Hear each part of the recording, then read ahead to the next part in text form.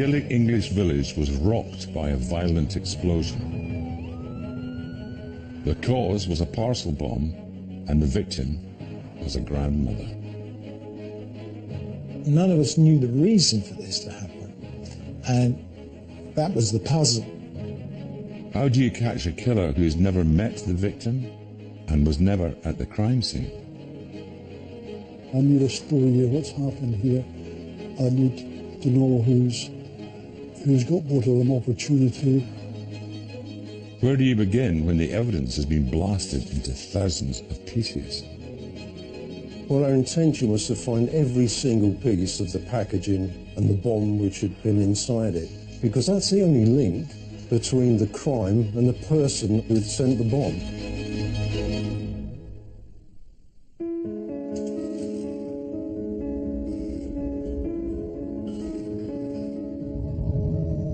When there's a murder with no suspect, no leads, perhaps not even a body, that's when investigators face their toughest tests.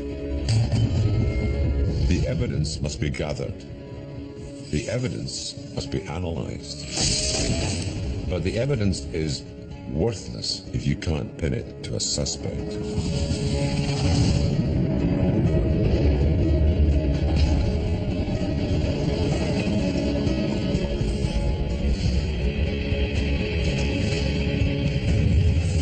The only way to crack the hardest cases of all, the only way to prove what happened, the difference between success and failure, critical evidence.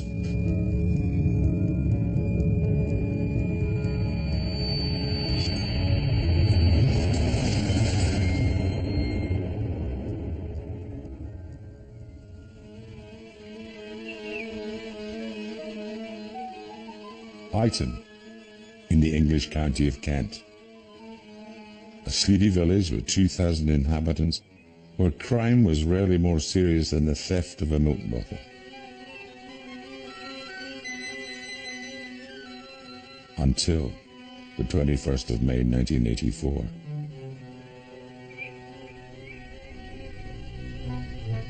At 11:45 that morning, one house was rocked by a violent explosion.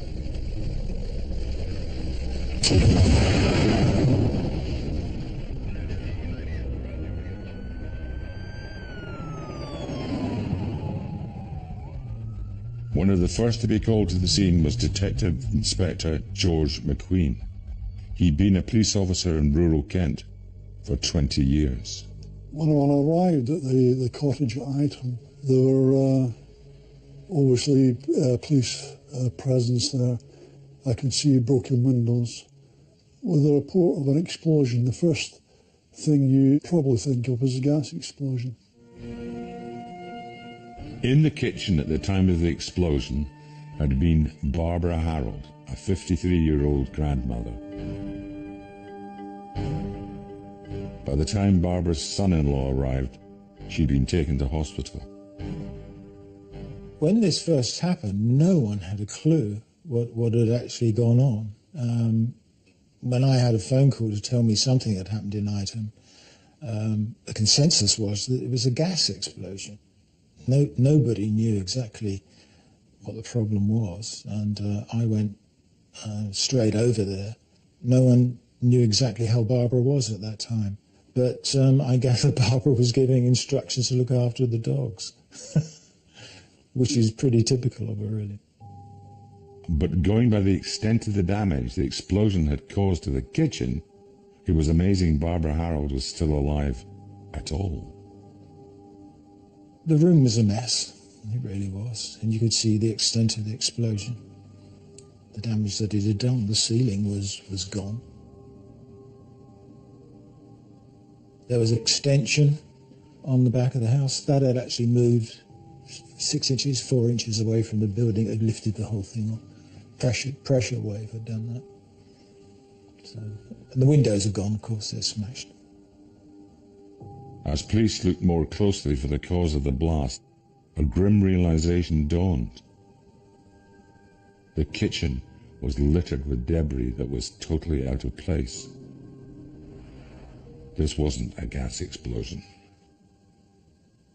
We were later to discover at the scene loads of tacks and nails. And these tacks were very sharp and about 1 inch long. When I first went in there, all the bottoms of my shoes were filled with tacks, tin tacks. They were stuck in my shoes. They'd gone all the way through the house. And they were embedded in woodwork, and they were somewhere in the loose kitchen furniture.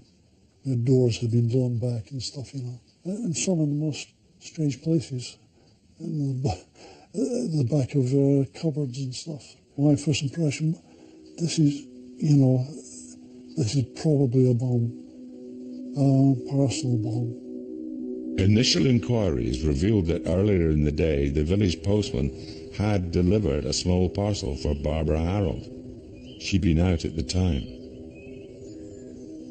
I don't know if he'd knocked on the door or whatever, but I think Barbara had found it on the front step. And it was addressed to her, had her name on it. Barbara had taken the parcel into the kitchen. The full force of the explosion caught her at point-blank range.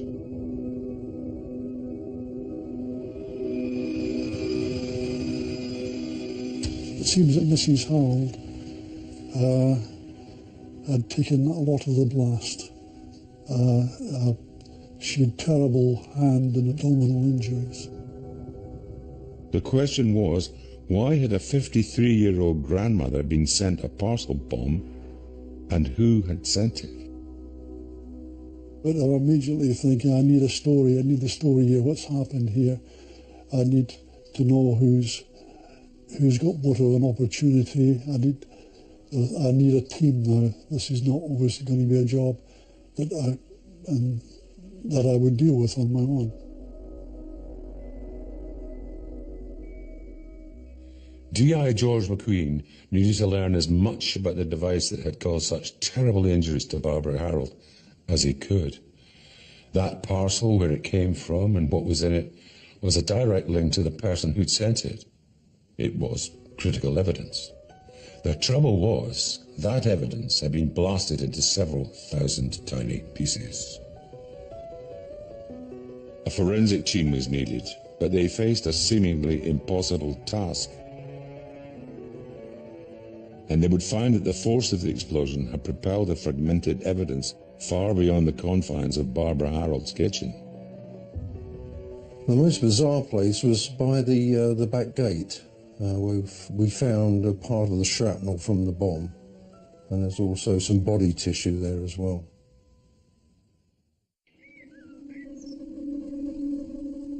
In May 1984, in a sleepy village in rural Kent, a parcel bomb exploded in a 53-year-old grandmother's kitchen. It had been addressed to the victim, Barbara Harold. The blast had blown off one of her hands, lacerated her abdomen and face. Her son-in-law, Sid, saw Barbara in hospital.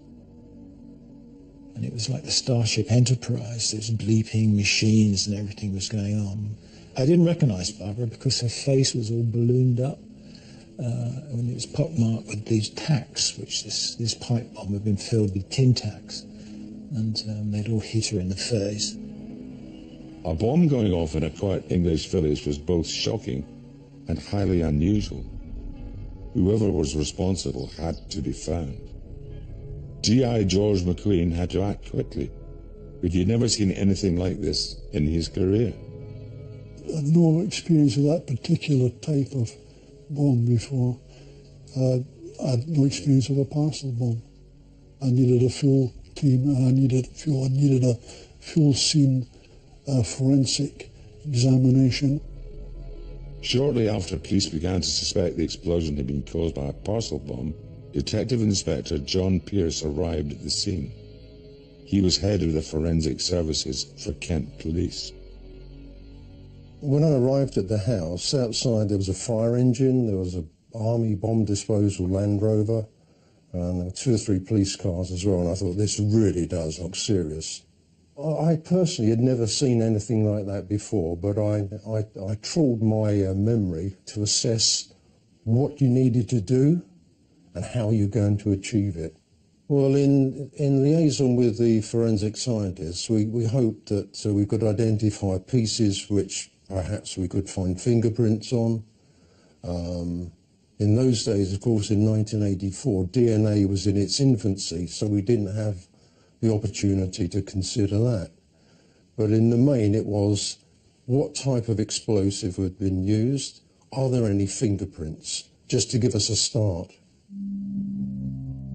But a closer examination of the parts of the device that had survived the blast yielded nothing in the way of the bomber's fingerprints. The only evidence detectives had were thousands of fragments of exploded parcel bomb. Well, our intention was to find every single piece of the packaging and the bomb which had been inside it, because that's the only link between the crime and the person or persons who had sent the bomb. So it was vital to find every single piece. And so the first step in the investigation began. Every crime scene contains vital clues, but in this case, the evidence was in hundreds of tiny fragments. It's a daunting task, yet investigators know that by gathering every bit of evidence, they can piece together a jigsaw, one that might reveal glimpses of the truth.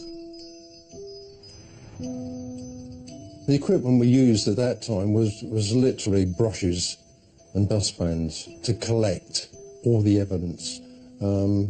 That sounds a little bizarre, but it is the best way of collecting, or at that time it was the best way of collecting evidence. The team wanted to understand how powerful the device had been. It is very difficult to assess when the explosion's within a confined area, because the effect of it is more devastating than in the open air. So it was difficult to really get a feel of how large this bomb was, apart from a kettle. It was a steel kettle, and inside the kettle I found fragments of the bomb. How were they found in the kettle? Well, they'd actually been blasted straight through the metal of the kettle itself. And all the fragmented evidence wasn't just confined to the kitchen. Because this explosion was quite a large explosion, and fragments of the bomb and its package could have been blasted out through windows and doors, and even as far as gutters and roofs of the houses nearby.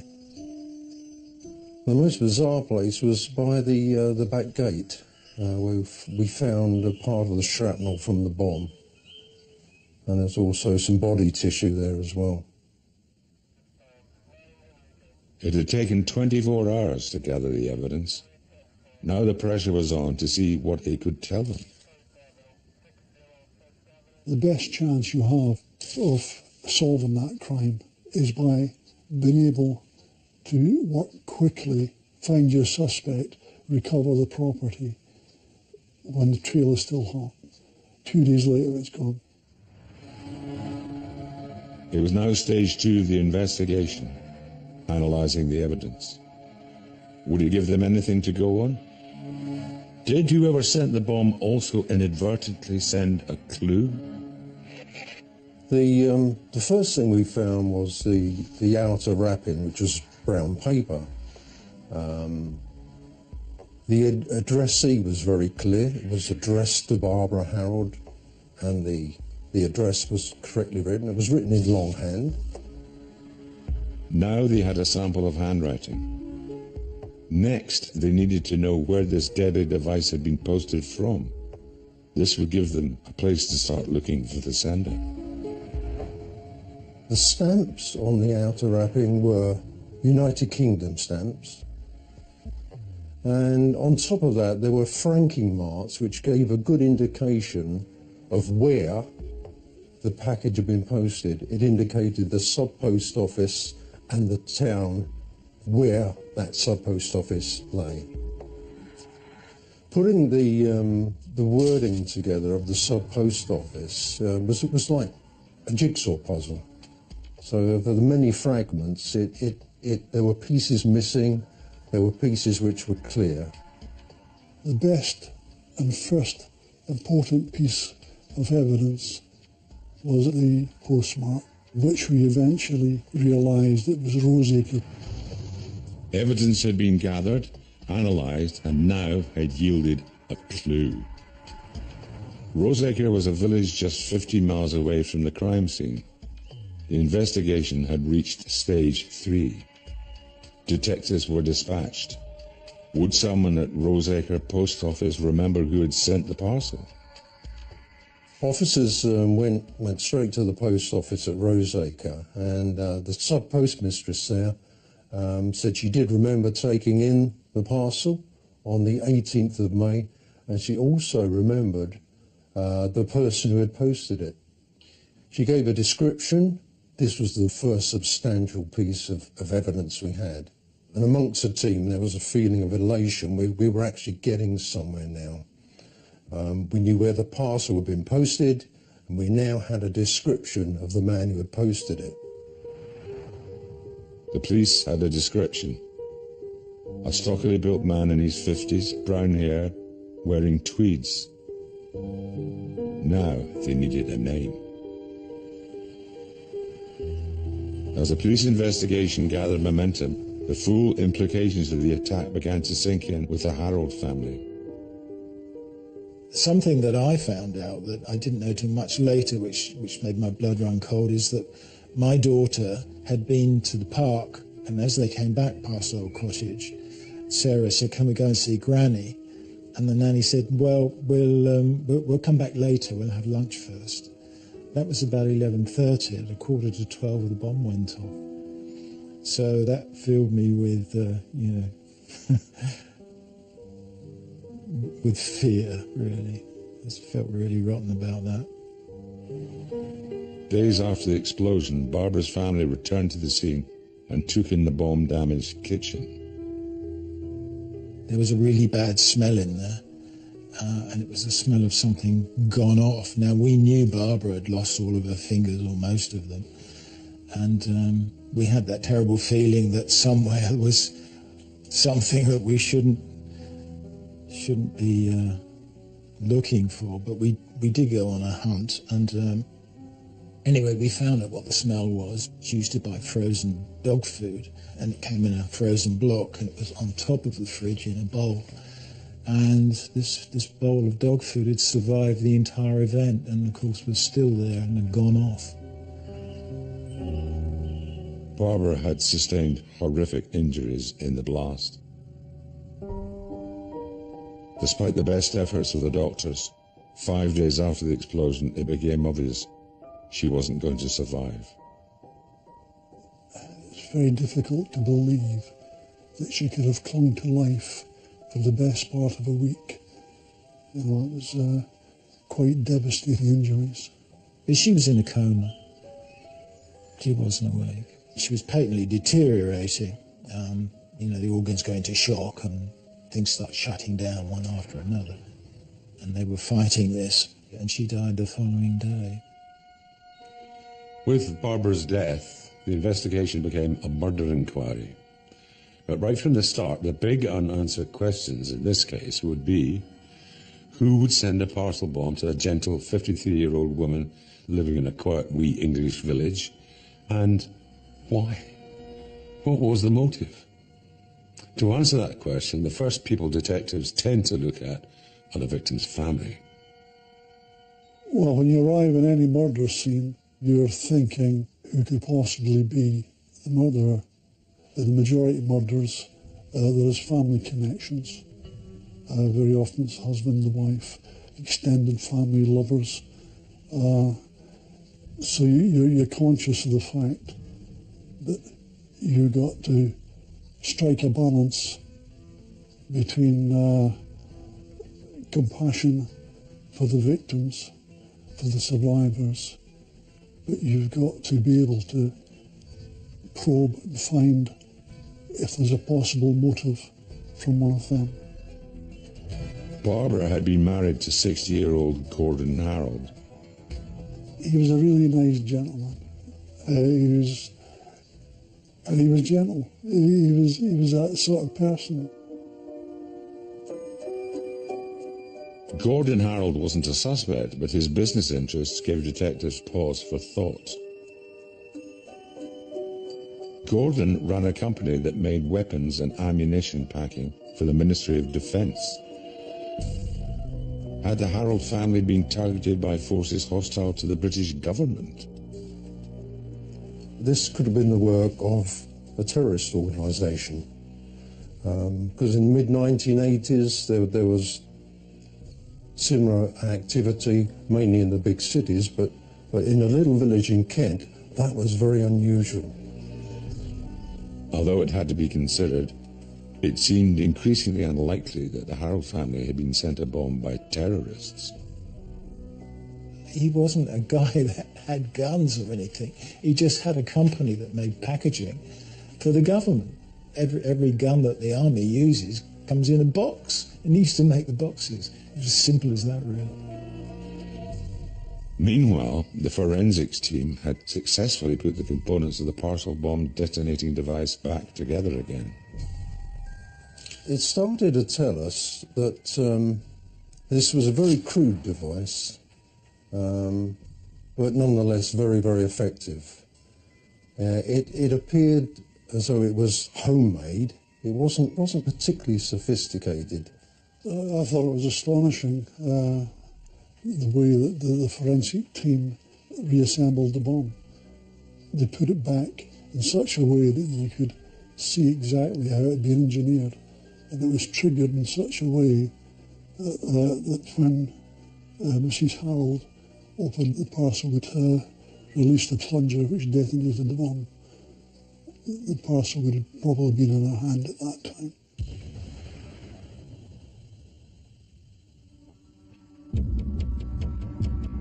Understanding how the bomb worked suggested to investigators that it was too crude, too homemade to be the work of a terrorist organisation. So who then had targeted the Harold family, and why? None of us knew the reason for this to happen. And it was particularly weird that it should happen to somebody like Barbara, who was just an easygoing person. And it happened the day after her grandchild's birthday, literally. So it was a parcel that could have been for one of the kids. To establish the motive is vital. Someone had a grudge against the Harold family, and it was very important to find out who and why. It meant coaxing Barbara's family to give them the name of anyone who would wish them harm, a name that might tie in with the evidence. Gordon Harold then produced some letters. Mr. Harold mentioned a man, Keith Cottingham, who had purchased his house in Spain.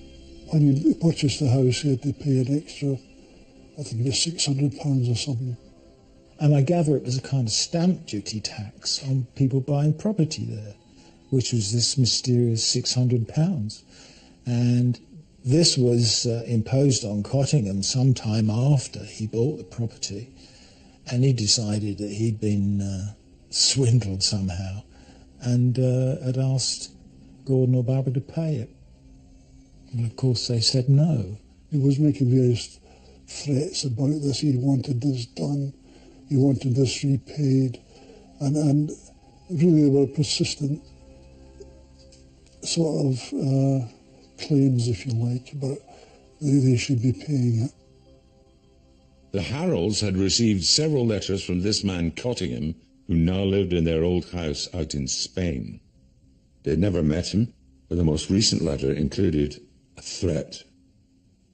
The last paragraph of the last letter ended with the words, "We will end this peacefully, or it will be outright war," which was rather a dramatic thing to say about a purchase of a house. But a threatening letter hadn't killed Barbara Harold. If the police couldn't connect a suspect with the evidence, they didn't have a case.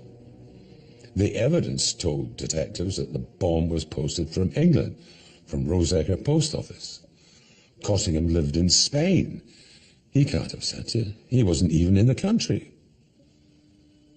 Or was he? Detectives circulated the description of the man who posted the bomb to shops near Roseacre Post Office, and a local shopkeeper recognised it. A man matching that description had been in, and he'd left his name and address. That name was Keith Cottingham, and the address was 10 minutes away. Mr. Cottingham had been there. He'd been talking to shopkeeper, and I believe it was at that time he'd either ordered or talked about ordering stuff, and then given that address where he was staying. When detectives searched the address, they would find the most critical piece of evidence in the case so far.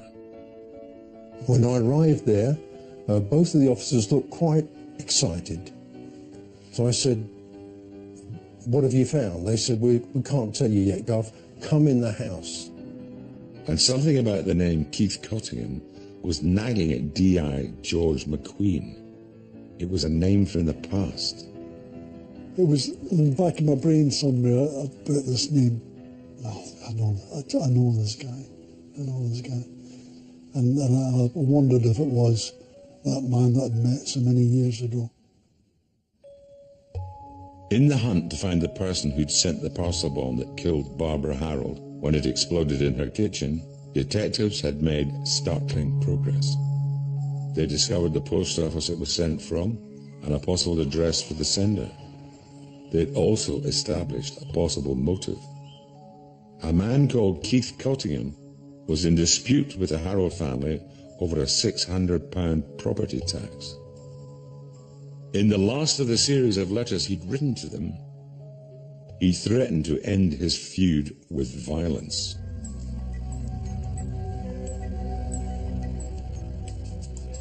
Now, tax bills can be infuriating, and 600 quid isn't insignificant. But what sort of person would get so upset they'd send a parcel bomb to a granny? It's a personality type recognised by criminal psychologists. Dr. Donna Youngs provides criminal profiling for the legal service. There are many individuals like this whose whole life becomes a story of retribution, of retaliation to some kind of perceived wrong. Some unnamed, they don't know what it is or what it's about, but they feel dishonoured, deprived, wronged in some way, and they're always on the lookout for a particular target.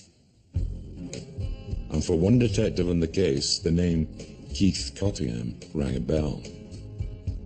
In 1984, at the time of the bombing, DI George McQueen had been a police officer for 20 years. He began his career as a uniformed constable. It didn't register with me at that time. I know this guy. I know this guy. And I wondered if it was that man that I'd met so many years ago. Then it dawned on McQueen. Well, bizarrely, I had met Cottingham in mid to late 60s, but I was young police constable at Folkestone. Cottingham then lived in a bungalow a few miles from Folkestone. And as I recall, he was the secretary of the Folkestone Pistol Club. And there had been some complaints made from neighbours with regard to Cottingham. And I went out really to do a firearm inquiry to ascertain that he was obeying the regulations, and then he denied any wrongdoing. But he showed me what he did, and he was quite proud of the fact that he had gunpowder there and he could refill and make his own ammunition. I was unhappy enough at that time, but I never heard any more with regard to him until this explosion at Ightham. Fresh inquiries were made into Keith Cottingham. He'd retired some years before and had moved to Spain, where he bought the Harold family's holiday home. Initially, police began to look into Cottingham's background in the UK. Head of Forensics DI John Pearce recalls the stories told by Cottingham's former neighbours. And their reaction was, well, thank goodness he moved to Spain. He was the neighbour from hell. He was the owner of a shotgun, and he was partial to making his own ammunition. And if he was in his garden and he saw a light aircraft flying over his garden, he considered that the pilot was trespassing in his garden. So he'll go into his house, get a shotgun and fire a couple of barrels at the plane. Too high to do any damage, but very bizarre behaviour. You could say it was circumstantial. Some might say it's direct evidence of his state of mind. When you have this kind of individual, the world is against you. So even planes flying over your house are doing that to annoy you specifically. And you are entitled to react. Your raison d'être, that's your goal in life, to get back at these people that keep attacking you. He had a wee bit of a reputation as a bully. The neighbours were very reluctant to say anything, really. They would have wanted to tell you about it, but they didn't want to give evidence because they were frightened of him. The police dug further into Cottingham's past. In the 1970s, he had worked as a pest control officer, and testimony from former colleagues gave a disturbing insight. On one particular occasion, they had a job to clear a cemetery of feral cats. Their normal practice would be to catch the cats in a cage, and they would be taken to a RSPCA or somewhere like that. But Keith Cottingham would use a different tactic. He would dig a small hole, put a small explosive device in the hole, put a saucer of milk over the top, and wait for a cat to come and drink the milk, and then he would remotely blow it up. When I found out that he was rather partial to making homemade explosives, it became quite clear that Keith Cottingham was going to be our #1 suspect. So, we have means: Cottingham made explosives; motive: he sent a threatening letter to the victim; and opportunity: he's in the UK when the bomb was posted. But isn't all this just circumstantial evidence? To make it stick, the police need something more solid. They needed hard evidence that would physically link Cottingham to the bomb that killed Barbara Harold. Detectives checked the address Cottingham gave to a shopkeeper in the village the bomb was sent from. The address belonged to Keith Cottingham's sister-in-law. Yes, he had been staying there when the bomb was posted, but had returned to Spain before it exploded. Officers searched the house. They'd been told to look out for something very specific. The forensic team now reassembled another element of the parcel bomb: the box the explosive device had been packed into, and the material it was wrapped in. What we had was a cigar box, which had some gift wrap paper pasted to it to make it look attractive. This was rather unusual, this gift wrap paper. It was black with a gold laurel wreath on it. We thought, well, if we could discover who manufactured it and where it was retailed, that might give us an idea of where to concentrate our inquiries. We did discover that paper was not manufactured in the United Kingdom or Ireland. So we have here a parcel which was posted in the United Kingdom with contents not manufactured in this country.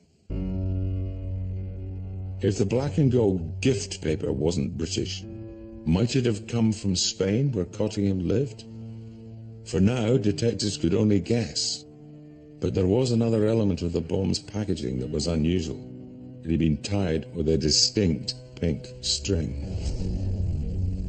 It was very unusual to have pink string on the outside of a parcel, so it was very important for our officers to keep their eyes open for that sort of material. A deadly explosive device wrapped in gold and black gift paper and pink string.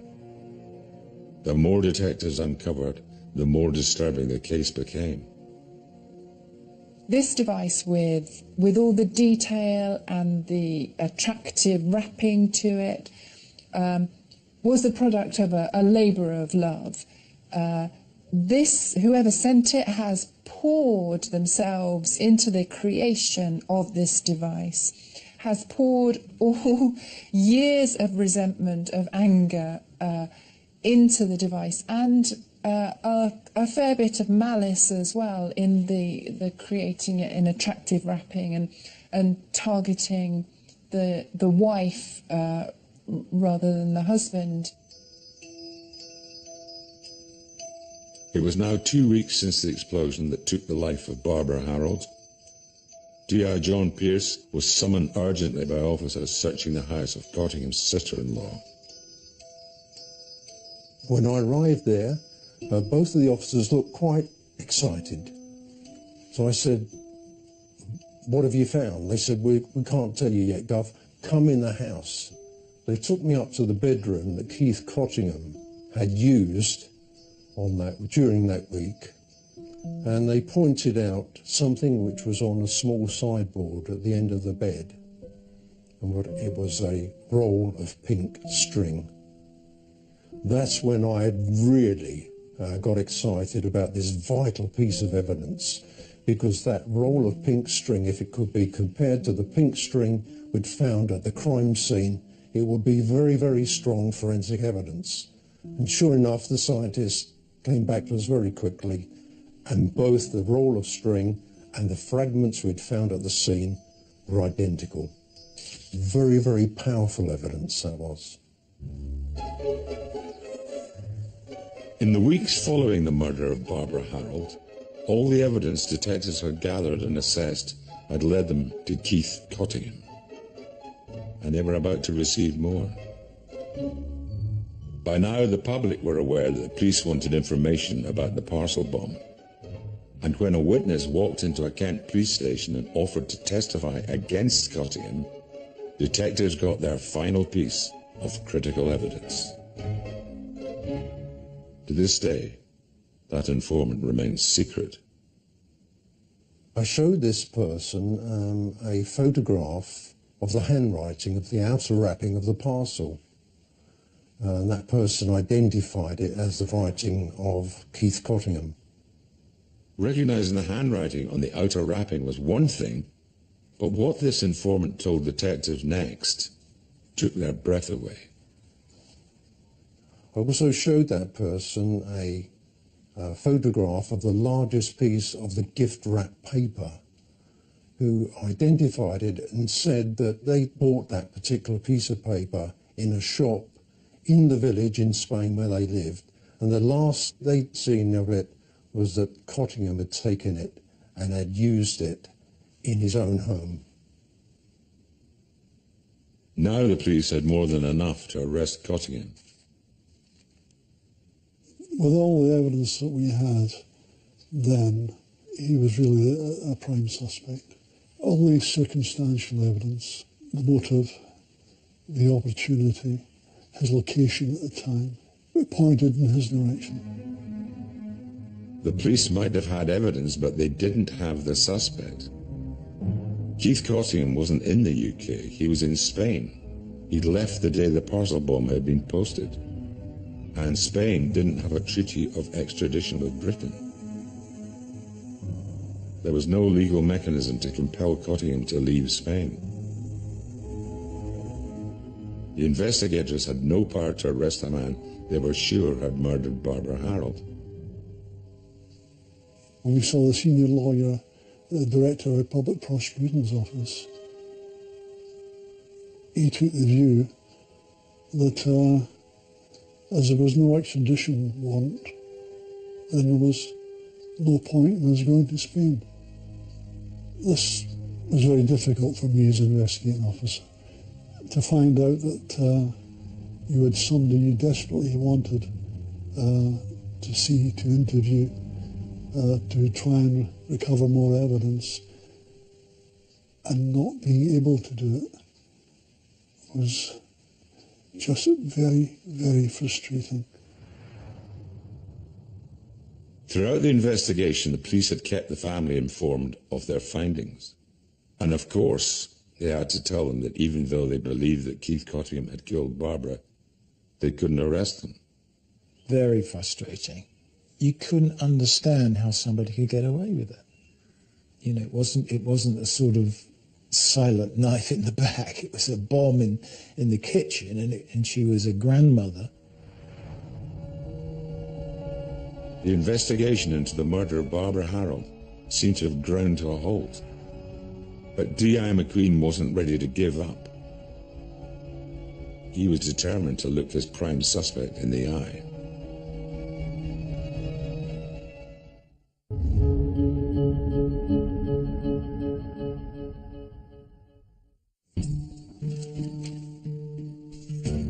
Despite all the evidence gathered, detectives investigating the murder of Barbara Harold were powerless to arrest their prime suspect. Keith Cottingham, the man they believed had sent a parcel bomb to Barbara, lived in Spain and there was no extradition treaty with the UK. But even though he had no hope of being able to take him into custody, investigating officer D.I. George McQueen still wanted to question him. Many months after the murder, McQueen came face to face with Cottingham. I was well aware that it was very late now to hopefully receive any really good evidence in relation to the actual murder. I didn't feel satisfied unless we could go and check. And we went with a posse of armed Spanish policemen to the bungalow, searched the premises. They had a well-tooled workshop with a lathe and machine tools, well capable of engineering the bomb. I took the opportunity then to speak to Cottingham, to interview him. He denied the murder, of course, and he blustered a bit at times, got quite angry at times, and other times calmed down.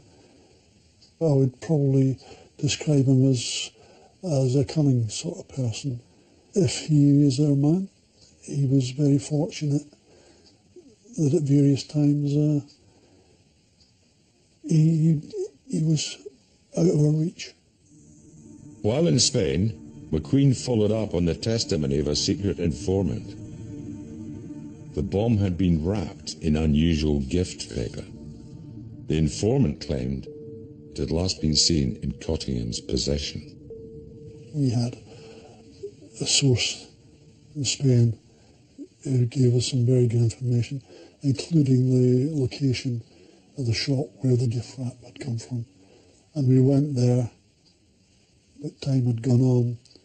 The gift wrap was no longer in that shop, but the proprietor confirmed that they had stocked that gift wrap at the time. It confirmed their informant's testimony. Cottingham had access to this gift paper, linking him even more strongly with the murder. Then the secret informant gave the police a chance of finally getting their hands on Cottingham. The source that was close to Keith Cottingham contacted us some months after the visit to Kent Police Headquarters and told us that there was a possibility that Keith Cottingham was going to go over the border into France. This was very important, of course, because France had an extradition treaty with the United Kingdom, and if he could be arrested in France, it would have given the opportunity to get him back to the United Kingdom. An operation was set up to try and arrest him in France, but on the specific day, he didn't cross the border. His occupation as a rat catcher allowed him to smell a rat at every turn. All of this only added to the sense of powerlessness felt by the police.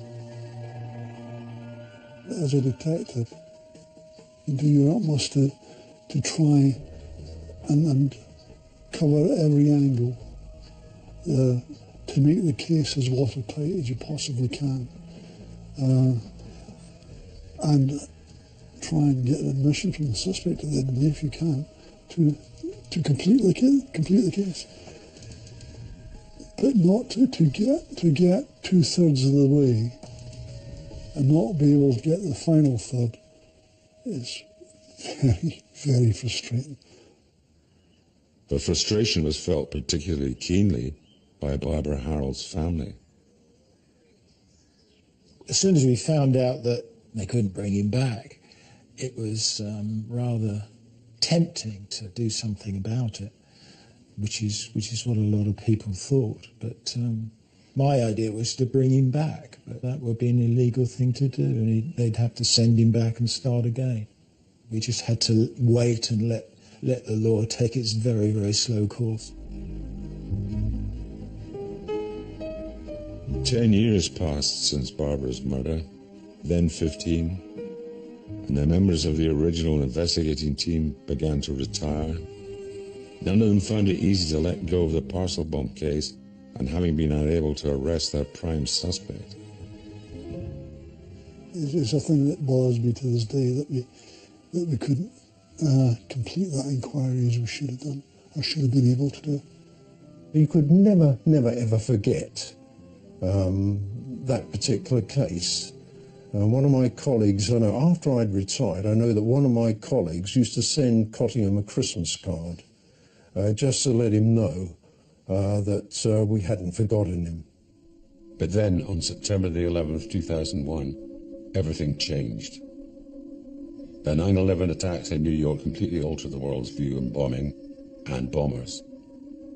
And the long arm of the law reached once again for the prime suspect in the item parcel bomb case. In 2002, after the 9/11 incident in New York, the Spanish government told their police forces to trawl through all their records, and if they had any foreign nationals living in their area who had anything to do with explosives or bombs, to bring them to court. And Keith Cottingham's file was found. He was taken to court. The Spanish extradited him, and it was in October 2002 that he was arrested at an airport, having left a plane from Spain. The police had gathered and reassembled every fragment of the parcel bomb. They'd analysed and followed every lead it gave them, and they'd connected that critical evidence to Keith Cottingham.